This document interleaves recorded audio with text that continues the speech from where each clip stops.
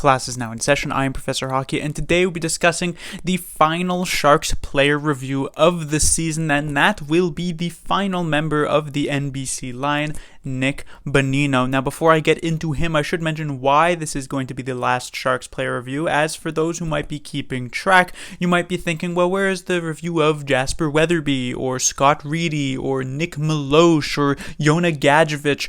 Honestly, these players played such minimal roles for the San Jose Sharks this past season, even if they played a decent amount of games that would normally qualify them for this review, that I felt as though those videos wouldn't be particularly interesting. It would me talking about Gadjevich, giving him a C, because it's not as though I had any expectations coming into the season for this guy, and even though he did basically nothing, that's kind of what I thought he would do, so he would end up just getting a C, and I just don't think that'd be particularly interesting. So I'm going to leave it here with the most disappointing player of the season for me, Nick Bonino. Now, before I get into his season, should talk about his history. Just as he was centering the NBC line with Nieto and Cogliano at his wings, he also finds himself in between them history-wise. Cogliano had zero history with the San Jose Sharks before being signed in the 2021 offseason, and Nieto had pretty extensive history with the San Jose Sharks,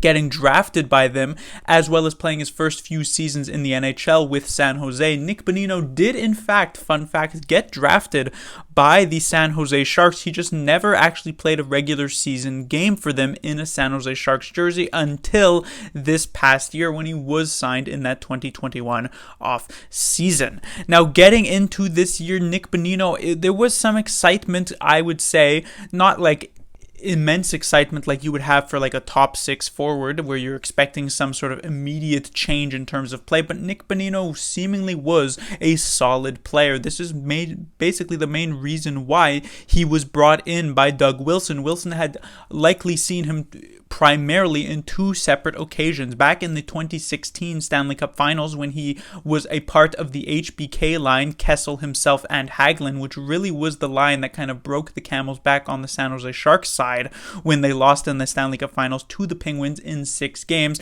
as well as had a pretty more recent look at him in the 2021 season, where the Sharks were a part of that Pacific Division where they frequently faced off against the Minnesota Wild, which was the team Nick Bonino was on. And so they brought him in expecting him to be a decently solid offensive contributor on the Sharks' third line, but primarily more of a defensively responsible third line center, so that the Sharks could have Couture, Hurdle, and then Nick Bonino down the middle. But none of these things actually ended up coming true. If we take a look offensively, 80 games played, 16 goals, 10 assists for 26 points. Now, you may be looking at that point total and say, well, it's more than what Cogliano and Nieto had on that third line frequently, so why is this actually all that bad?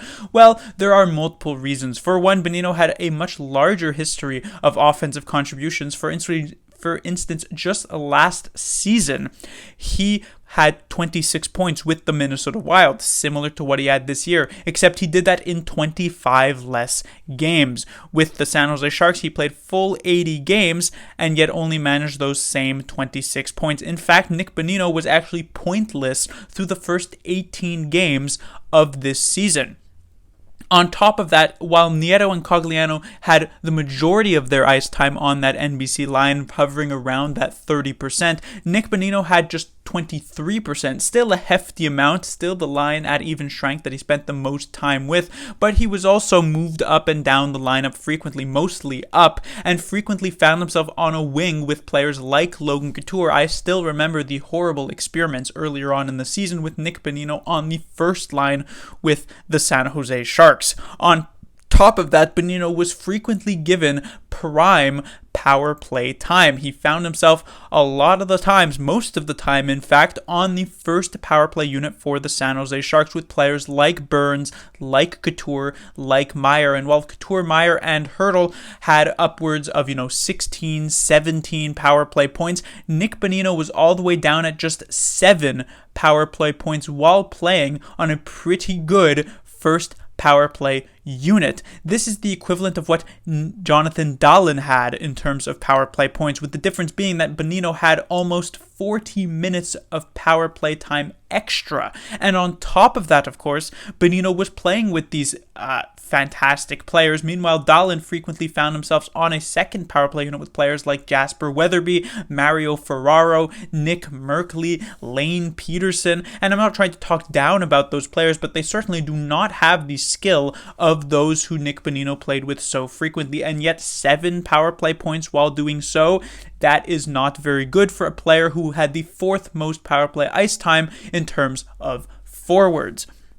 But of course, the offense, that's not necessarily why Nick Bonino came in here. Even if he had put up these offensive numbers, I probably would have still given him an above average grade of a C+ or of B- even, if he actually managed to deliver in what was the primary role for him this season, which was on that third line center role to be solid defensively. And that brings us to his +- because his defensive game was absolutely atrocious this season. In terms of just an on the surface stat, we only have to take a look at his +- of -25, a team worst +- for the San Jose Sharks. Well, I shouldn't say that, because it was actually tied for team worst with Jonathan Dahlin. But while Jonathan Dahlin was frequently a healthy scratch this past season and ended up getting his contract bought out because the Sharks just couldn't foresee a world where he would actually fit in defensively a part of the San Jose Sharks, Nick Bonino was actually heralded for his defensive play and continued to be inserted into situations to try and help out the Sharks defensively, constantly on the ice, trying to protect 1-goal leads, even though his statistics said he was not good in this particular role. This is just an on-the-surface stat. Maybe you think that +- is just going to be very misleading, but let's take a look at a much more fancier stat with shot attempt percentages. Basically, for each player, this is when this player is on the ice, how many shot attempts did his team get, the San Jose Sharks, and how many shot attempts did the other team get. And Nick Bonino was the team worst in this statistics as well, at least for the relatively consistent players who played with the San Jose Sharks. This is between forwards and defensemen, by the way. He had a 40% shot attempt percentage. So only 40% of the shot attempts generated while Bonino was on the ice were actually for the San Jose Sharks. You usually want to be close to at least 50%, if not slightly over that. And Nick Bonino, who was on a third line that was supposed to be defensively responsible, shutting things down, even if it wasn't necessarily going to score too many points, was just disastrous. And this brings us to his final stat, which was really the major issue with Nick Bonino this past season, because while he was not playing particularly well offensively, he wasn't doing much on the Sharks power play, which was not very good this past season, by the way, and he was also not doing very well defensively at even strength. He still managed to put up 16 minutes and 42 seconds of time on ice. This was 5th in terms of forwards, only behind Meyer, Couture, Hertl, and Barabanov. And this was really a major issue with generally Bob Booner's coaching this past season, where he was so heavily invested in the reputation of certain players that he never seemingly looked at how they were actually performing. Oh, Brent Burns always plays this many minutes? Well, then even when he's playing poor, let's continue to give him 30 minutes per game. Oh, Nick Bonino is playing terribly offensively and terribly defensively? Well, who cares? Let's give him 19 minutes here tonight. It just had zero track, zero sense, and Bonino was just not good. Now, it can be said that maybe this season was a fluke. This was a career worst + by a wide margin, his -25. Previously, his career worst + in the season was just -5. On top of that, this was of course on a bad team that Nick Bonino hasn't really frequently found himself on in his career, so maybe he just wasn't used to it, I guess. And then you could also take a look at those 18 games where he went scoreless early on in the season just to start the season, and you could say, well, maybe he was just extremely unlucky. And so you could say there's a chance for Nick Bonino to turn things around, and this was a fluke season and he'll be much better next season. But for just this particular year, the 21-22 season, he was by far the most disappointing player on the San Jose Sharks, and as such, he earned himself a grade of a D-, and maybe was even kind of lucky to evade the elusive F. Class dismissed.